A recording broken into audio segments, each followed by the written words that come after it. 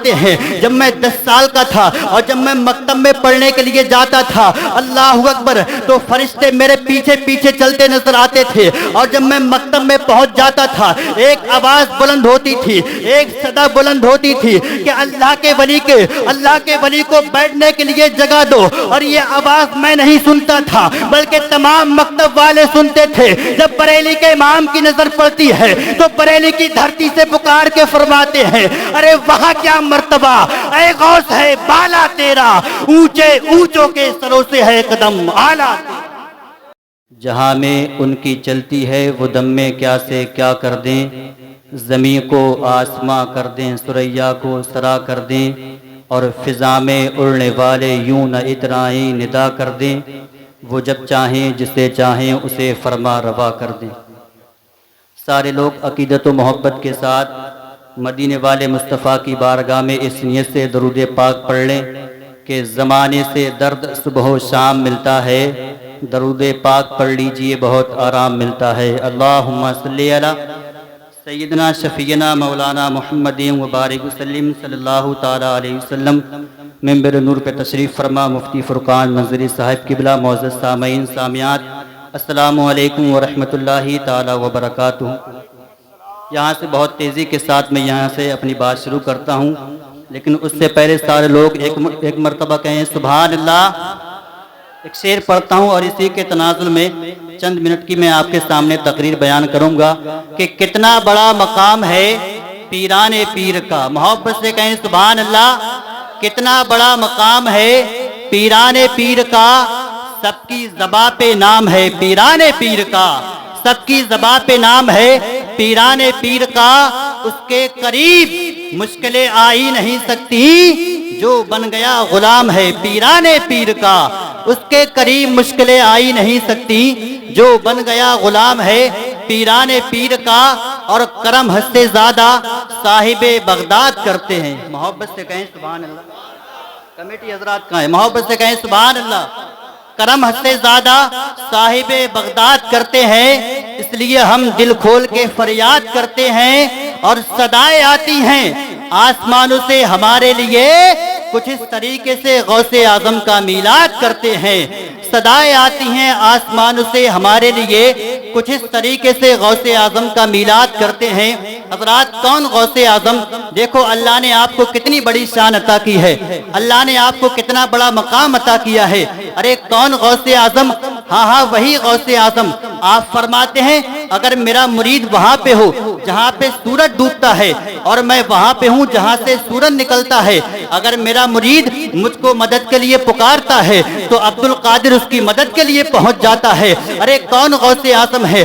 آپ کا فرمان عالی شان ہے۔ ارے سرکار غوث اعظم فرماتے ہیں میرا مرید وہاں پہ ہو جہاں پہ سورج ڈوبتا ہے، اور میں وہاں پہ ہوں جہاں سورج نکلتا ہے، اگر میرے مرید کا سطر کھل جاتا ہے تو عبد القادر اس کے سطر کو ڈھانپ لیتا ہے۔ ارے کون غوث اعظم ہے؟ قربان جائیے گا سرکار غوث اعظم کی شان پہ۔ دیکھو اللہ نے آپ کو کتنا بڑا مقام عطا کیا ہے، اللہ نے آپ کو کیا شان عطا کی ہے۔ ارے کون غوث اعظم ہے؟ ہاں وہی غوث اعظم ہے۔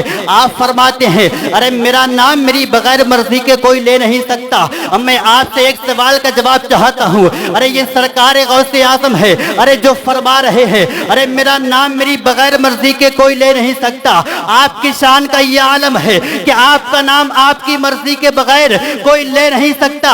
ارے تو مدینے کے تاجدار کی شان کا عالم کیا ہوگا، مصطفیٰ جان رحمت کی شان کا عالم کیا ہوگا۔ ارے تبھی تو ہم پکار کے کہتے ہیں جب ان کے گدا بھر دیتے ہیں شاہان زمانہ کی جھولی، جب ان کے گدا بھر دیتے ہیں شاہان زمانہ کی جھولی، ارے محتاج کا جب یہ عالم ہے مختار کا عالم کیا ہوگا۔ نعرے تکبیر، نعرے رسالت، فصل کے اعلی حضرت۔ بہت اچھا، جب ان کے گدا بھر دیتے ہیں شاہان زمانہ کی جھولی، मोहताज का जब ये आलम है, मुख्तार का आलम क्या होगा। अरे कौन गौसे आजम, देखो अल्लाह ने आपको क्या शान अता की है। अल्लाह अकबर। सरकार गौसे आजम से पूछा गया, अरे ये बताइए आपको अपनी विलायत का इल्म कब हुआ। तो सरकार गौसे आजम फरमाते हैं, जब मैं 10 साल का था और जब मैं मकतब में पढ़ने के लिए जाता था, अल्लाह अकबर, तो फरिश्ते मेरे पीछे पीछे चलते नजर आते थे। और जब मैं मकतब में पहुंच जाता था, एक आवाज बुलंद होती थी, एक सदा बुलंद होती थी कि अल्लाह के वली को बैठने के लिए जगह दो। और ये आवाज मैं नहीं सुनता था, बल्कि तमाम मकतब वाले सुनते थे। जब बरेली के इमाम की नजर पड़ती है तो बरेली की धरती से पुकार के फरमाते हैं, अरे वहां क्या मर्तबा, ऐ गौस है बाला तेरा, ऊंचे ऊंचों के सरों से है कदम आला। ये गौस पाक है, अल्लाह ने आपको ये शान अता की। बस यहाँ से आखिरी बात और बयान करता हूँ, वक्त कम है, मोहब्बत से कहें सुभान अल्लाह। कौन गौसे आजम। आपने एक नाम सुना होगा जिनका नाम सलाहुद्दीन अय्यूबी है।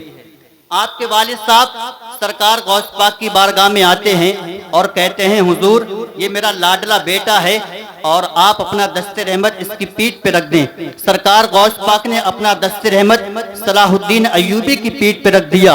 अल्लाह अकबर। सरकार गौसे आजम फरमाते हैं, ये बेटा फातह खैबर है, इस्लाम का मुजाहिद है, जो मुसलमानों का पहला किबला है बैतुल मक़दस, ये उसको फतह करेगा। अल्लाह अकबर। कुर्बान जाइए सलाहुद्दीन अय्यूबी की जिंदगी पे, कुर्बान जाइएगा आपकी शान पे। अरे कौन सलाहुद्दीन अय्यूबी है। अल्लाह अकबर। मैं यहाँ से आपको बताता हूँ, देखो सरकार गौसे आजम की शान क्या है, आपका मकाम क्या है। जब सलाहुद्दीन अय्यूबी इस दुनिया से जा रहे थे, आपका विसाल हो रहा था, तो आपको किसी मैदान पे मौत नहीं आई थी। अरे किसी पूछने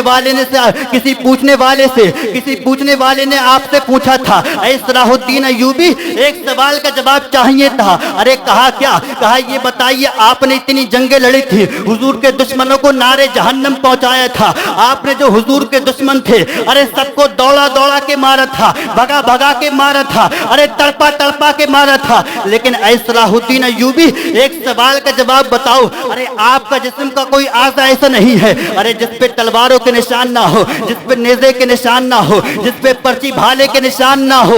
अल्लाह अकबर। ऐ सलाहुद्दीन अय्यूबी आपको किसी मैदान में मौत क्यों नहीं आई। तो सलाहुद्दीन अय्यूबी पुकार के कहते हैं और कहते हैं, मेरे तू अपने सवाल का जवाब सुन ले और दुनिया वालों को पैगाम दे दे। अरे दुनिया में कोई ऐसी तलवार नहीं बनी थी जो मेरी गर्दन को काट सकती थी। अरे कहा किस उम्मीद पे कहते हो, कहा मेरी पीठ पे किसी दुनिया के इंसान का हाथ नहीं रखा था, बल्कि पीराने पीर सरकार गौसे आजम का हाथ रखा था।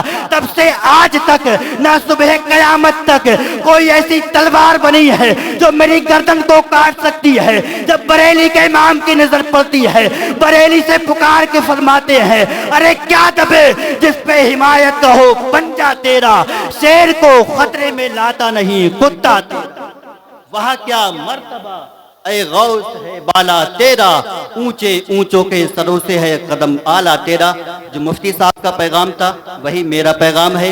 ये जिंदगी सवारी दिलशाद कीजिए, लम्हात जिंदगी के न बर्बाद कीजिए। जब मकसद हयात इबादत खुदा की है, पढ़िए नमाज, मस्जिद आबाद कीजिए। सभी के सामने एक दिन